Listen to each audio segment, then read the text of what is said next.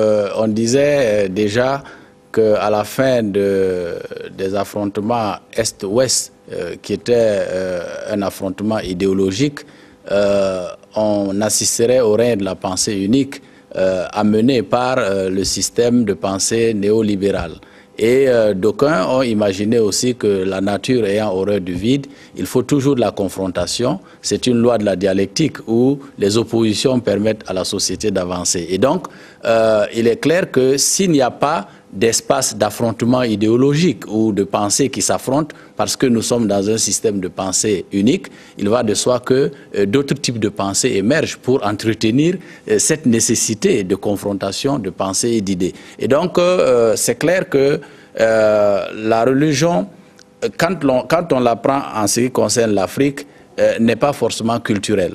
En Afrique, nous avons notre culture, la religion vient se joindre à notre activité, à notre vie. Avec l'islam, on comprend aisément pourquoi les systèmes politiques sont confondus avec la religion musulmane. Et c'est cette différenciation qu'on n'arrive pas à établir quand on se met en rapport avec l'Occident pour évaluer la place que la religion peut occuper dans le politique. Et on a vu même dans l'histoire, lorsque la religion était associée à la politique en Europe ou en Occident de façon générale, on a vu ce que ça causait. Avant 1905, voilà. Notamment en France. Voilà, on a vu ce que ça causait. Et donc, aujourd'hui, nous sommes dans le même système au niveau du Moyen-Orient et du monde arabe. Et pour cela, il faut que nous puissions admettre que les civilisations qui sont là aujourd'hui dans le monde, malgré leurs différences, forment la richesse de l'humanité. Et qu'il faut travailler à créer des conditions pour un dialogue ouvert, franc, de civilisation et non aller dans la confrontation. Maintenant, les mouvements terroristes qui peuplent l'Afrique, c'est, comme je l'ai dit, le terreau qui est créé, qui est favorable, qui permet à ces mouvements, non pas forcément sous le couvert de conquête véritablement religieuse, mais sous le couvert d'activités criminelles, font la promotion d'un certain intégrisme sous le couvert de la religion, mais ce sont des activités criminelles.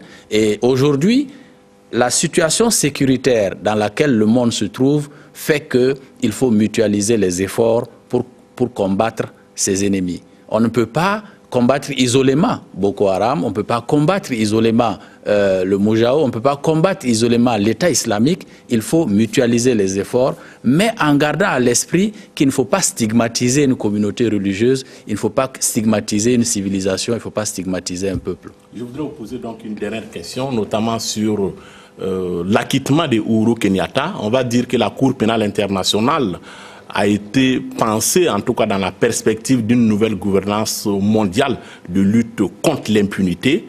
Aujourd'hui, on a vu un peu l'opposition des pays africains, notamment donc à cette cour-là. Aujourd'hui, Uhuru Kenyatta donc a été acquitté.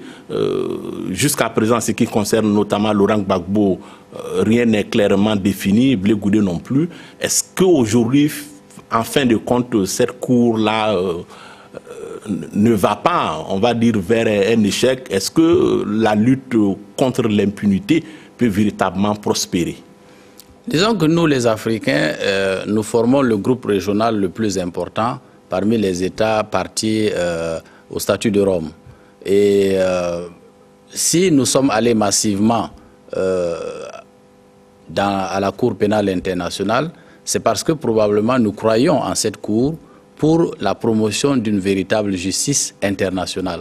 Parce que quand vous êtes faible, vous n'avez pas d'autre choix que de chercher à vous protéger.